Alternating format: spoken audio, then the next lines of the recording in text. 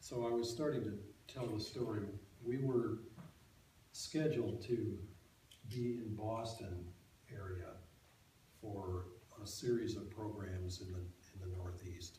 And if you remember back to just slightly over 2 years ago, there was a horrific bombing in Boston that happened at the Boston Marathon that had happened like literally 2 weeks before we were scheduled to arrive there.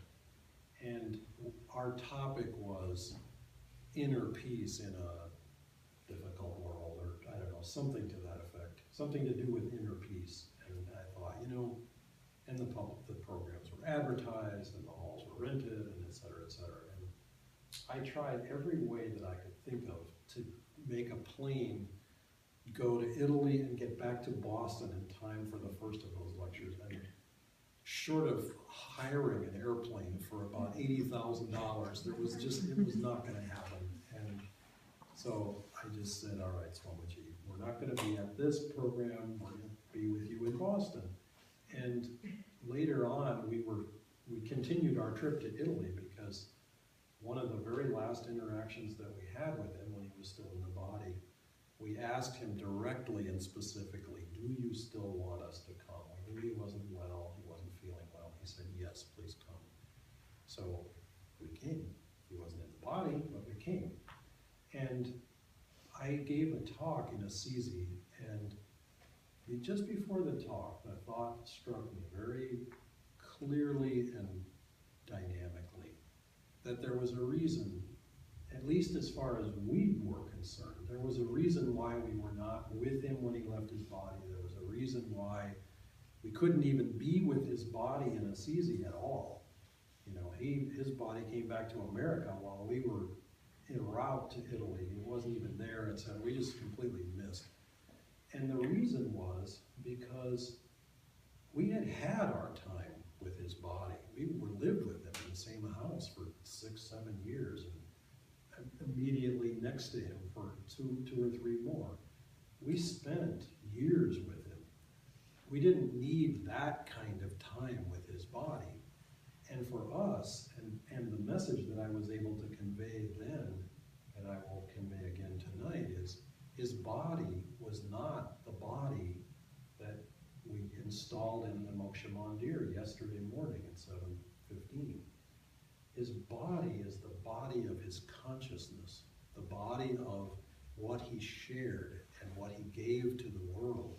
And it's amazing. And the little body, the poor little body that he walked around in, my God, he was so happy to leave that. I mean, and he was so ready to. He was ready years ago.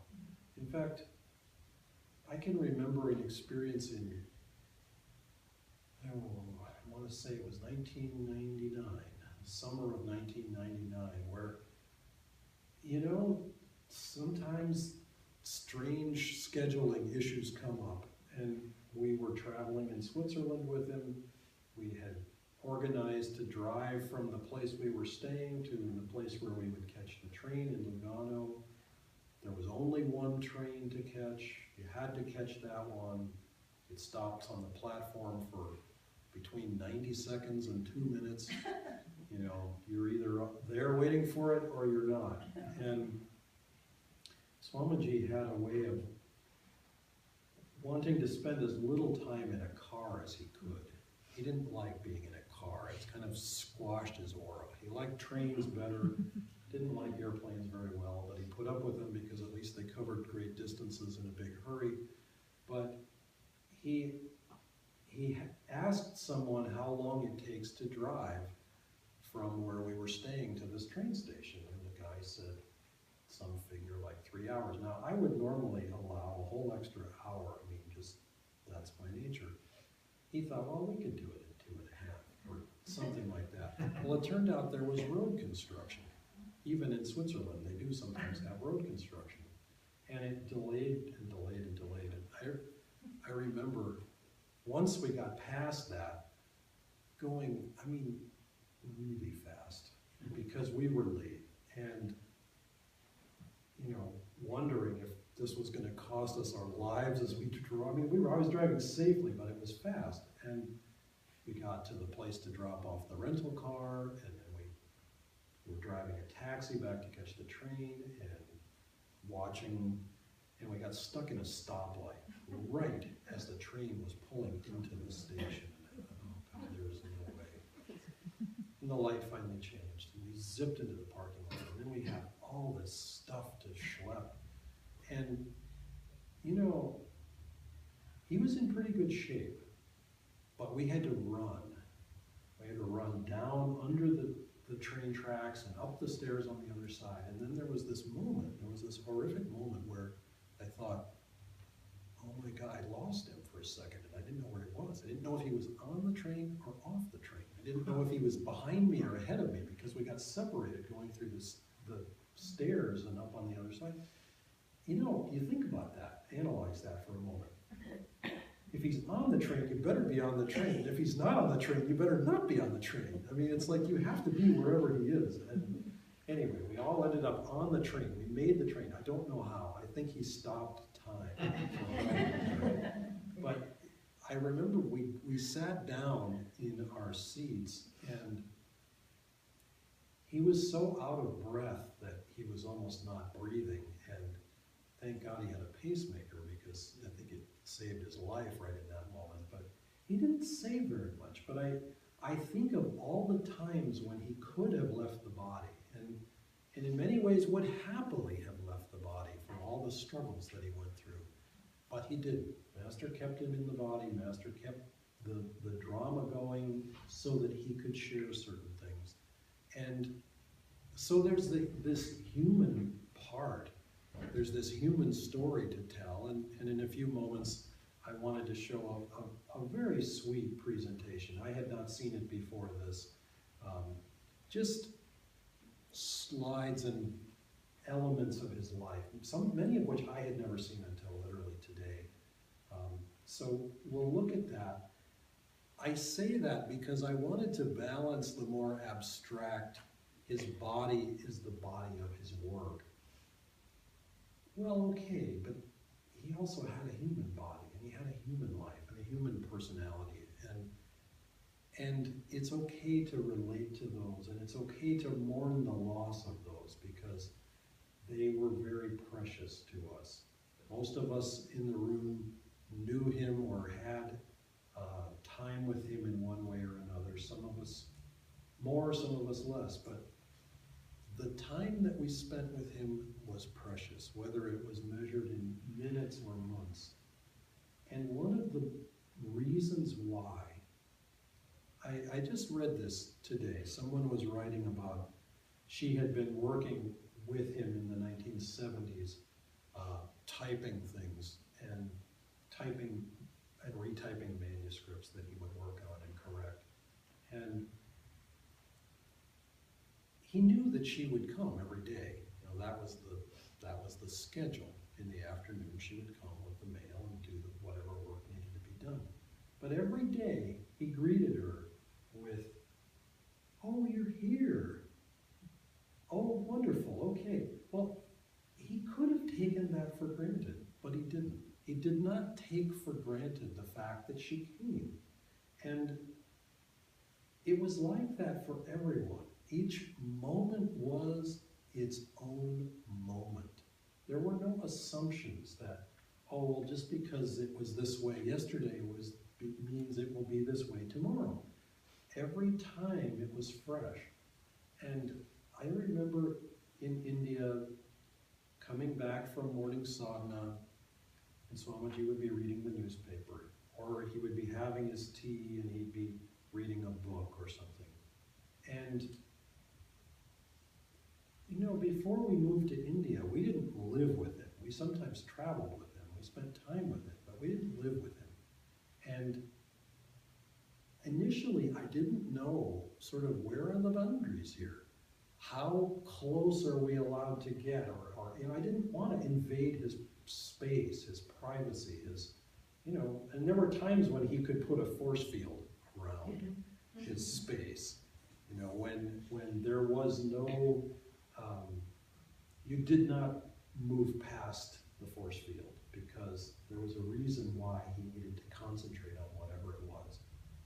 But often I would go in and I would greet him, and he would be very warm, and I mean, not just often, like always. And I was so grateful for the fact that he would allow me to ask a question or make an observation or just tell him what was happening in this quickly, rapidly evolving work of Ananda in India. And again, he never took those moments in any way as stamped out from the day before. Each one was fresh. His work was a continuing gift to Master in the people that he saw, the people that he served. And he would visualize them as a person. He would write to a person. He would visualize that person that he was writing to. And so his writing is very human and very conversational, very approachable. And he worked on it so hard. I was watching one of our little Ask Me About Truth programs today, and in it he was talking about how he never let anyone touch his writing. He had watched how Master's work had been edited, and he wasn't happy with the way it was edited. And he said he wouldn't let anyone take an editorial pen to his writing. He took the pen himself. Very occasionally when he would ask us for suggestions, and we would make one that seemed obvious or important to us, occasionally he would accept it. Occasionally he took that. But most often he knew what he needed to say. He knew how it should be presented. It got to the point where he was extremely subtle in the editing that he was doing. He would rearrange sentences not to change the meaning. He would change the wording, not to change the meaning, but to change the rhythm, the music of the words that he was saying, so that they would communicate more effectively to people. He realized that when you read something, sometimes he would read a chapter that he had just written to whoever happened to be around, and in reading it, he would stop and he would say, Lakshman, that word needs to be this, make a note of that. And, or Nirmala, write this down. That sentence, we need to, whatever. He'd write it in the fly. Sometimes even when the camera was rolling and he was being filmed or whatever, he would just stop and change it because it had to be the most accessible that it could possibly be. You know how we learned this from being around him when television filming was being done. The lights that they crank up for filming, I mean, it's unbelievable. We also noticed this when they were filming the movies at Ananda, because one of the movie sets happened to be our living room. And we had guests with us at the time, which made it a little challenging to have a movie set and a guest in the house at the same time. But there were 40,000 watts of light in that living room. That is bright. 40,000 watts, that's like 1,000 times whatever's in this room right now. Anyway, it was really bright. But you need that light so that the filming is clear. And it's the same with his writing. He wanted to shine as much light on it as possible so that the words would come alive for people. They would speak to people's hearts. And they did, and they do.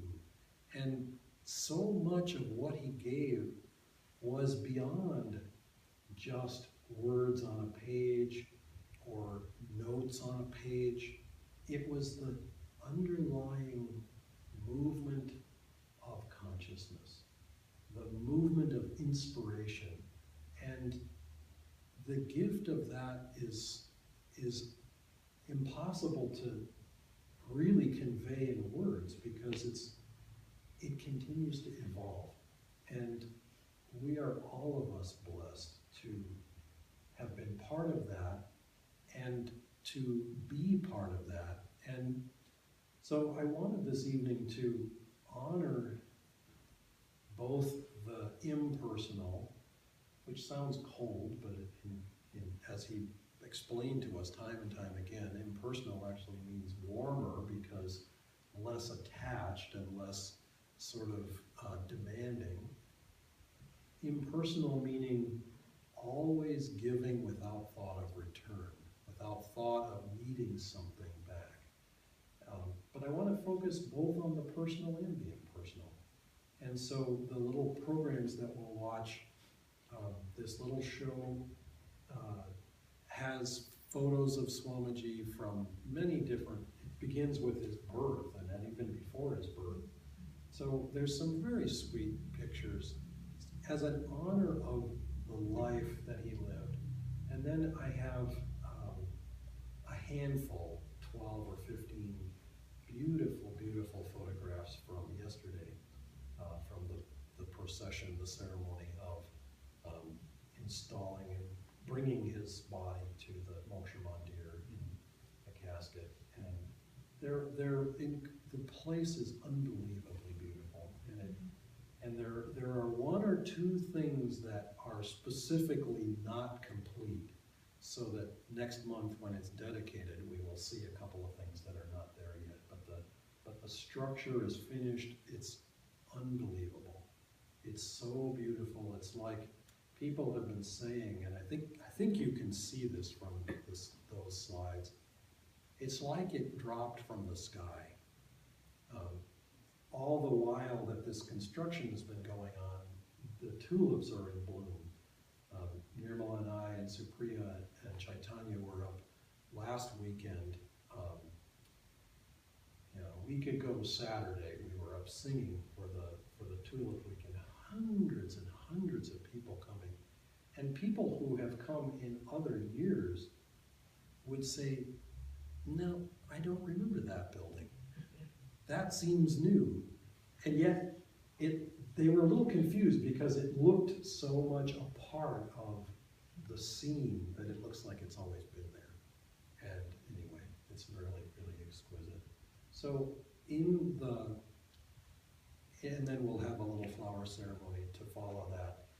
But take both presentations, let's try to do what to me seems like the impossible, but of course in God nothing is impossible. Let's enjoy the little videos as a meditation. Meditating with your eyes open has always seemed like a bit of a mug's game to me, but it doesn't have to be. If we take what we see as coming to us from God, and it's a devotional offering and a devotional blessing.